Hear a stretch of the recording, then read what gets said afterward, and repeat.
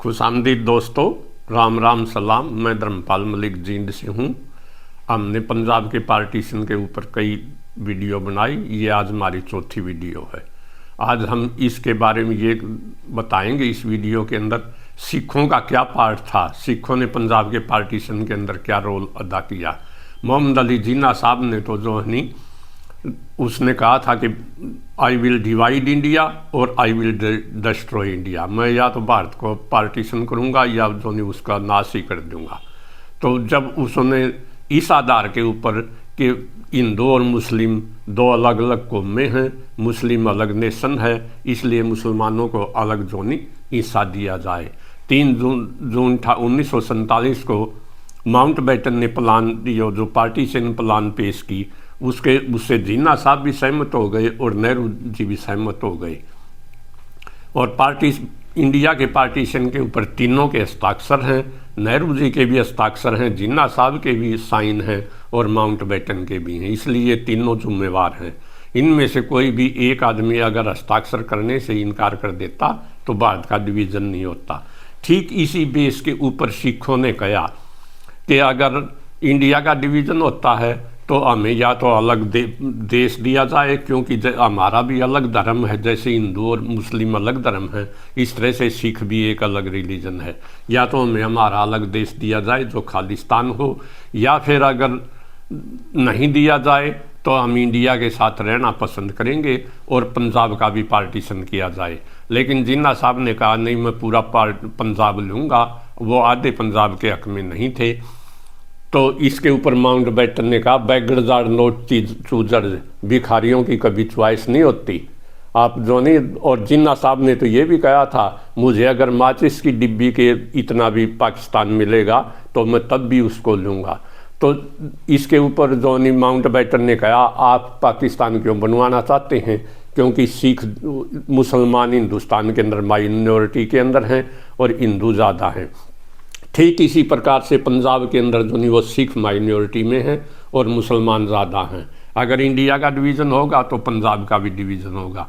तो ये पंजाब के डिवीज़न की पार्टीशन की मांग ये सच है कि सिखों ने की थी और जो 8 मार्च 1947 को कांग्रेस ने भी इसका समर्थन कर दिया और इसी बेस के ऊपर जो नहीं डिवीज़न हुआ था।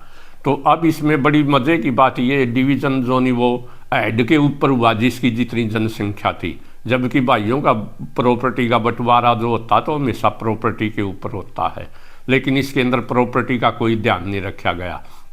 जैसे लाहौर के अंदर 75% प्रॉपर्टी जो थी वो हिंदुओं और सिखों की थी। सारी इमारतें उनकी बनाई हुई थी, दुकानें उनकी थी, फैक्ट्रियां उनकी थी। और यहाँ तक कि लाहौर डिस्ट्रिक्ट के अंदर भी जो सरकार का रेवेन्यू इकट्ठा होता था वो 5,81,000 और 235 रुपये तो जो थे वो मुसलमान देते थे और 12,63,830 रुपये रेवेन्यू जो था वो नॉन मुस्लिम हिंदू और सिख देते थे।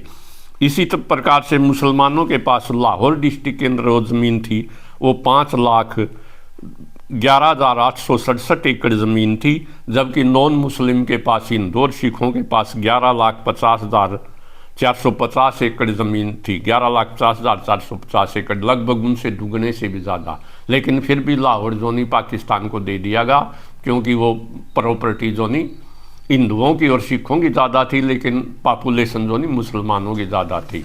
तो ये अगर भारत के तारीख को इतिहास को देखा जाए तो भाइयों में बंटवारा प्रॉपर्टी का होता है। और प्रॉपर्टी ये नहीं 2 भाई हैं, एक के 5 लड़के हैं, एक के 2 लड़के हैं, तो दोनों भाइयों को बराबर बराबर प्रॉपर्टी नहीं मिलेगी। ऐसी नहीं होती कभी।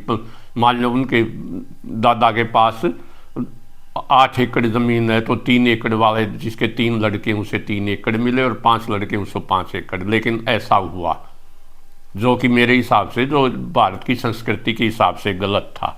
तो आखिर क्यों हुआ, मतलब सिखों की जनसंख्या जो नहीं, सिखों ने उस वक्त खालिस्तान भी मांगा था, तो खालिस्तान क्यों नहीं बना, क्योंकि पंजाब के अंदर सिखों की पॉपुलेशन जो थी वो पंजाब जो डोमिनेटेड जो पंजाब अंग्रेज़ों के नीचे था उसमें 13.2% थी और रियासतों को मिलाकर 14.2% हो जाती थी।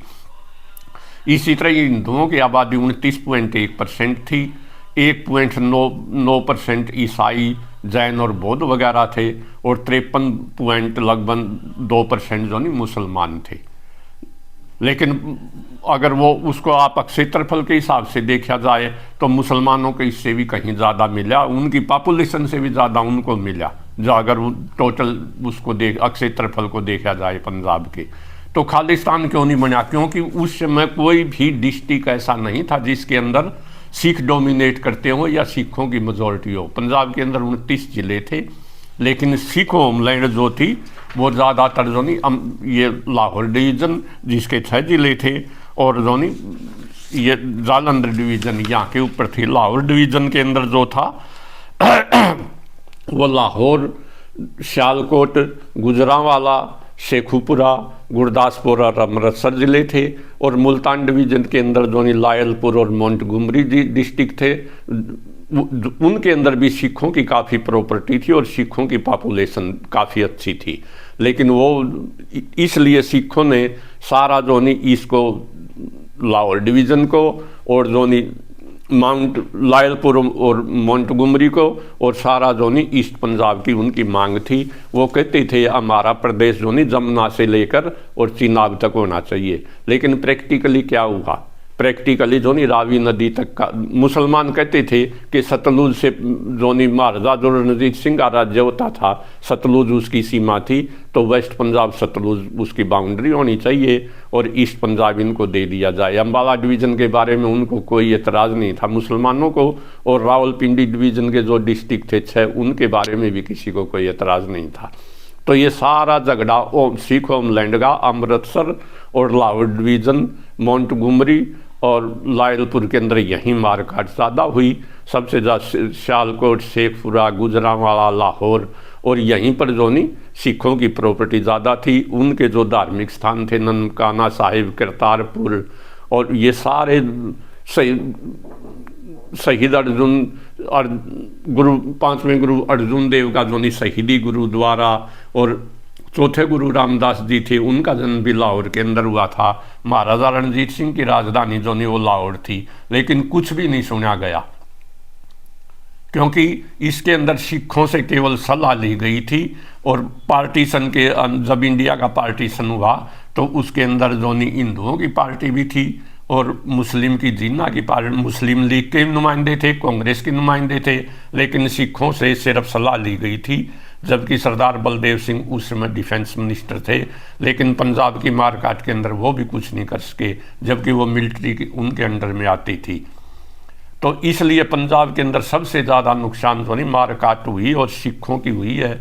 उस समय जो नहीं पंजाब की 67 लाख एकड़ ज़मीन तो जो हिंदुओं की प्रॉपर्टी थी, हिंदुओं और सिखों की 67 लाख एकड़ वेस्ट पंजाब में रह गई, और यहाँ से मुसलमान जो नहीं 46 लाख एकड़ ज़मीन छोड़ के गए थे, जो वहाँ से आए हुए हिंदुओं और सिखों को मिली। तो सिख जो है वो सिखों ने क्या रोल किया, इसके लिए बाउंड्री कमीशन भी बनाया गया था, जिसके अंदर 4 high court Lahore high court के जज थे, 2 तो मुस्लिम थे, जस्टिस मोहम्मद मुनीर और जस्टिस दीन मोहम्मद, और एक जो नहीं कांग्रेस की तरफ से था जस्टिस महाजन, और जस्टिस तेजा सिंह सिखों की तरफ से था। इसी तरह तीनों के 3 वकील थे। मुस्लिम लीग का वकील सर जफरुल्ला खान था जो एक अहमदिया मुसलमान था, और कांग्रेस का वकील MC सीतलवाड़ था, जिसने जो नहीं 7 लाख रुपए फीस ली थी।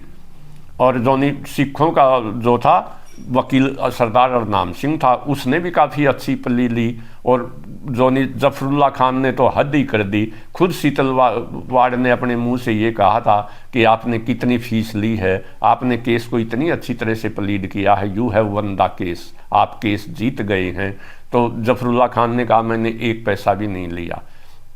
तो इस पर MC सीतलवाड़ ने कहा तो मैंने 7 लाख रुपए लिए हैं, क्या मुझे कांग्रेस की फीस वापस दे देनी चाहिए? मेरा कहने का मतलब ये है कि जफरुल्ला खान अहमदिया था, लेकिन दुर्भाग्य ये है जिस दिन वो मरा उस दिन वो जो नहीं अहमदियों को पाकिस्तान के संविधान के अंदर नॉन मुस्लिम करार दे दिया गया था। आज पाकिस्तान के अंदर अहमदिया को जो नहीं वो मुसलमान नहीं माना जाता, जबकि जफरुल्ला खान का सबसे बड़ा रोल था पाकिस्तान बनवाने के बाद। बनवाने में अगर जिन्ना के बाद किसी ने रोल अदा किया है तो सर जफरुल्ला खान था। वो जो वायसराय की काउंसिल का मेंबर था, उसमें मिनिस्टर था। तो सिखों के बारे में हम आते हैं। सिखों ने जो है वो उन्होंने कहा कि हमें मिलना चाहिए, और सबसे ज़्यादा मारकाट अमृतसर और इसके अंदर हुई, लाहौर के अंदर, और इन्हीं को जो नहीं सिखों को ही सबसे ज़्यादा नुकसान हुआ है। और सिखों के जो नहीं धार्मिक स्थान, प्रॉपर्टी और कत्ले आम जो नहीं, शेखुपुरा का कत्ले आम जो नहीं वो मैसाकर ऑफ शेखुपुरा के अंदर जो नहीं एक आत्मा सिंह राइस मिल था, उसके अंदर लोग जब दंगे शुरू हुए तो उसमें लोग इकट्ठे हो गए। लेकिन वहाँ पर पंजाब बाउंड्री जो फोर्स बनी थी उसका एक बलोच सिपाही था, उसने एक सिख लड़की को खींचने की कोशिश की, ज़बरदस्ती ले जाने की। उसके लड़की के भाई ने एतराज़ किया, जब वो नहीं माना तो उसने उसको जो नहीं तलवार घोंप दी, इससे वो बलोच मारा गया। तब जो नहीं बलोच पंजाब फोर्स के बलोच रेजिमेंट ने जो नहीं अंधाधुंध फायर की, और जो नहीं उसके अंदर जो नहीं 15,000 जो है वो सिख और हिंदू मारे गए। ये जलियांवाला कांड से भी कई गुना बड़ा कांड था। तो ऐसा उसके बाद जो नहीं ये 25-26 अगस्त 1947 की घटना है। 31 अगस्त को तो फिर पंजाब बाउंड्री फोर्स को जो नहीं वो डिसमिस ही कर दिया गया, उसको तोड़ दिया गया। खुद नेहरू जी भी शेखुपुरा के अंदर गए थे। लेकिन ये ज़रूरी नहीं कि सिखों का, अगर आप ये रोल देखिए ईस्ट पंजाब के अंदर जो है नहीं सिखों का जो नहीं, सिखों ने भी जमकर बदला लिया। कैसे बदला लिया? मोहम्मद अली जो नहीं वो 1955-56 में पाकिस्तान के प्राइम मिनिस्टर बने थे, उनकी किताब दी एमरजेंस वो पाकिस्तान कैसे बना, तो वो लिखते हैं कि इसके अंदर कपूरथला के राजा ने और पटियाला के राजा ने बहुत बड़ा जो नहीं वो रोल अदा किया। उन्होंने जो नहीं मुसलमानों को मारने के लिए जो नहीं बाकायदा प्लानिंग बनाई गई और मुसलमानों को साफ किया गया। इसी तरह जस्टिस मुनीर मोहम्मद जो पाकिस्तान के चीफ जस्टिस भी रहे, वो बाउंड्री कमीशन के मेंबर भी थे, वो अपनी किताब में लिखते हैं फ्रॉम जिन्ना टू जिया, भाई ये बिल्कुल सच्चाई है कि पटियाला के राजा ने और कपूरथला के राजा ने, और इसके अंदर सबसे बड़ा रोल था मास्टर तारा सिंह था इंस्टिगेट करने के लिए कि इनको बिल्कुल वाइप आउट कर दिया जाए मुसलमानों को ईस्ट पंजाब से। उनको बाकायदा प्लानिंग के तहत मारा गया ताकि जो नहीं अब भविष्य के अंदर यहाँ सिखों की मेजॉरिटी हो जाए और भविष्य में खालिस्तान बनाया जा सके। और ये प्लान कुछ हद तक कामयाब भी हुई है, क्योंकि आज एक ये बेल्ट बन गई है पंजाब बॉर्डर के साथ। पटियाला, गुरदासपुर और फिरोजपुर, लुधियाना, जालंधर, अमृतसर, तरन तारण, ये जो नहीं इसके अंदर आज लगभग 60% जो नहीं वो सिख हैं। तो कहने का मतलब ये है, ये पटियाला रियासत के अंदर जो नहीं 1941 की जनसंख्या के अनुसार 4,36,000 मुसलमान थे। और मैं यहाँ स्पष्ट कर दूँ, पटियाला रियासत के अंदर मुसलमान सिखों से भी ज़्यादा थे। टोटल पॉपुलेशन कुछ ज़्यादा थी, मुसलमानों की ज़्यादा तो ज़्यादा नहीं थी। और उनमें से 4,36,000 में से 2 लाख जो नहीं पाकिस्तान के अंदर पहुंचे हैं। मोर देन 50% जो नहीं ईस्ट पंजाब के अंदर ही कत्ल कर दिए गए। इसके अंदर बहुत बड़ी शहादत दी है, लेकिन इसको हम शहादत और कुर्बानी भी नहीं कह सकते। क्यों नहीं कह सकते? क्योंकि पाकिस्तान 14 अगस्त 1947 को बन गया। जिन्ना ने मांग की, उसने अंग्रेज़ों की कोर्ट के अंदर केस डाला।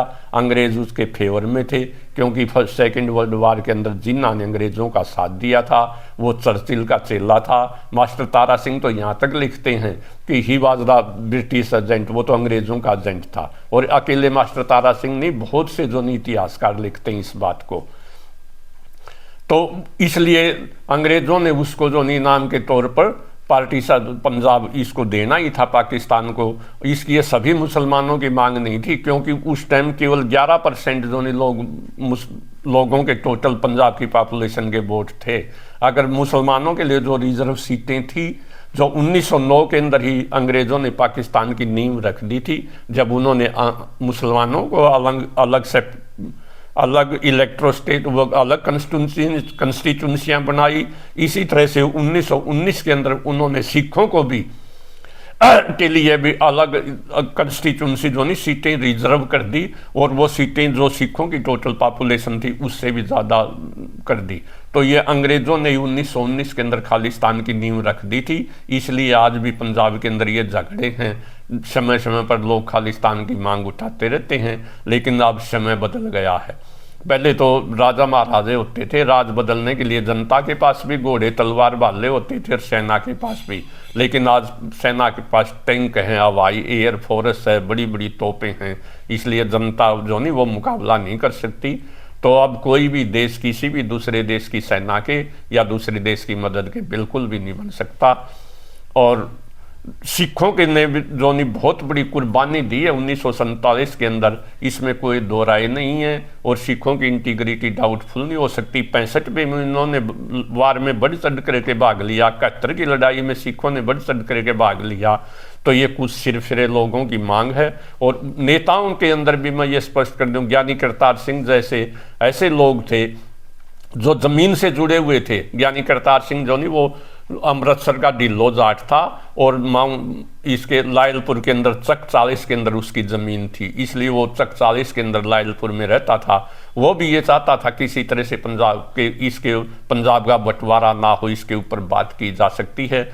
जिन्ना साहब ने कहा था कि महाराजा पटियाला को आपको 2 डिस्ट्रिक्ट दूंगा और सिखों के अलग जोनी 2 डिस्ट्रिक्टों के अंदर उनकी पूरी चौधर होगी, उनकी ऑटोनोमस बॉडी होगी। और इसके ऊपर थोड़े पोलाइट हो गए थे महाराजा पटियाला यादवेंद्र सिंह भी, लेकिन तारा सिंह तो बिल्कुल ही नहीं माना। वो रावलपिंडी का जो खत्री था, मल्होत्रा उसका गोद था। और उसी ने 2 मार्च 1947 को जब खिजर हयात खान ने इस्तीफा दे दिया टिवाना साहब ने, तो 3 मार्च को उसी ने लाहौर असेंबली के गेट के ऊपर तलवार लहराई थी और पाकिस्तान मुर्दाबाद के नारे लगाए थे। 4 मार्च 1947 को ही रावलपिंडी के अंदर दंगे शुरू हो गए और उसके परिवार के भी बहुत से, तारा सिंह के परिवार के भी बहुत से सदस्य मारे गए। और तारा सिंह ने इसका बदला जोनी निर्दोष और गरीब और जोनी मुसलमानों को मारकर पटियाला रियासत और ईस्ट पंजाब के अंदर लिया। अगर किसी पंजाब के अंदर देश के अंदर जो हिंदू और मुस्लिम मारे गए इंडियन, उसके लिए अगर कोई जिम्मेवार है तो मोहम्मद अली जिन्ना है। और पंजाब का कत्लेआम का अगर किसी एक आदमी को जिम्मेदार ठहरा जाए तो निश्चित रूप से वो मास्टर तारा सिंह है। और मास्टर तारा सिंह ने जो बीज बोए थे खालिस्तान के, उसने 1944 में ही खालिस्तान की मांग कर दी थी। वो अब भी जो नहीं उसके कुछ लक्षण अब तक भी दिखाई देते हैं। तो मेरा कहने का मतलब ये है, सिखों को जो नहीं वो पंजाब के अंदर उनका एक विशेष रोल था। और सिखों ने जो नहीं उसके 1925 के अंदर सिखों की अकाली दल पार्टी बन गई थी। 1942 तक उन्होंने कांग्रेस का साथ दिया, लेकिन 1942 के अंदर इस बात के ऊपर डिफरेंसेस पैदा हो गए। सिख चाहते थे हम सेकेंड वर्ल्ड वार के अंदर फौज में भर्ती होंगे और कांग्रेस इस बात का विरोध करती थी। तो मेरा कहने का मतलब ये है कि सिखों का भी जो नहीं पंजाब के अंदर एक उनका रोल था और पंजाब के पार्टीशन के लिए सिखों को भी उन्हीं की मांग थी और सिख भी जिम्मेवार हैं। बाकी अगली वीडियो के अंदर बताया जाएगा। मैं यहाँ ये और स्पष्ट कर दूं कि सिखों के अंदर जो है नहीं मलेरकोटला के अंदर एक भी मुसलमान को नहीं मारा। अगर इसको धर्म की लड़ाई कहा जाए कि ये धर्म की लड़ाई है हिंदू और मुस्लिम की, या मुस्लिम और सिख की लड़ाई, धर्म की लड़ाई बिल्कुल नहीं थी। क्योंकि 1704 के अंदर जो नहीं गुरु चमकौर साहब की लड़ाई के अंदर गुरु गोविंद सिंह के 2 बड़े लड़के जुझार सिंह और अजीत सिंह जो नहीं वो शहीद हो गए थे। और जो नहीं इसी तरह से उनके 2 बेटे जो नहीं 1704 के अंदर ही मलेरकोटला 1704 के अंदर ही उनके 2 बेटे जो नहीं दीवार के अंदर सरहिंद के नवाब वजीर खान ने चिनवा दिए थे।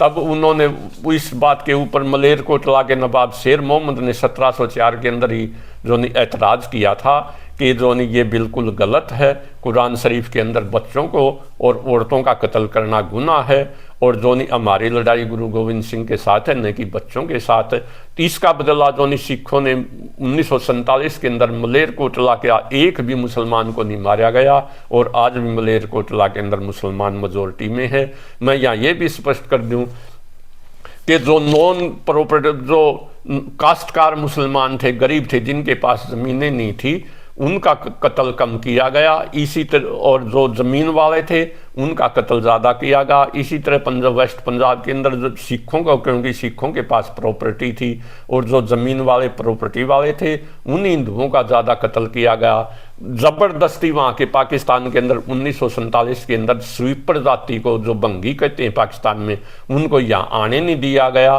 कि सफाई का काम कौन करेगा। ठीक इसी प्रकार से यहाँ से हरियाणा के अंदर एक जाति है लुहार, जो 95% मुस्लिम थे, उनमें से भी मतलब लुहारों को लगभग 50% लुहार को, जो कि वो मुसलमान थे, हरियाणा के अंदर रख लिया गया कि खेती का काम कौन करेगा।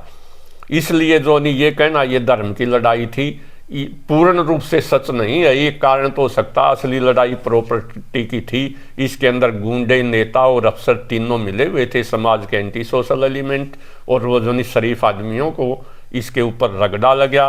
इसके ये सारा मटेरियल जो नहीं, सबसे ज़्यादा तो ये पार्टीशन ऑफ पंजाब है इश्तियाक अहमद की, इस किताब से लिया गया है। ये काफ़ी अच्छी किताब है, एक फ्रीडम एट मिडनाइट, लेकिन पाकिस्तान के अंदर इसके ऊपर बैन लगा दिया गया है, क्योंकि इस किताब में सिर्फ एक शब्द पर बैन लगा दिया कि इसके अंदर लिखा है जिन्ना साहब का धर्म से कोई बड़ा लंबा चौड़ा लेना देना नहीं था, वो तो सुअर का मांस भी खा लेते थे, और कुरान में इस बात की मनाही है। ये मोहम्मद अली जिन्ना की जीवनी है जो इश्तियाक अहमद ने लिखी, इतनी मोटी 800 पेज की।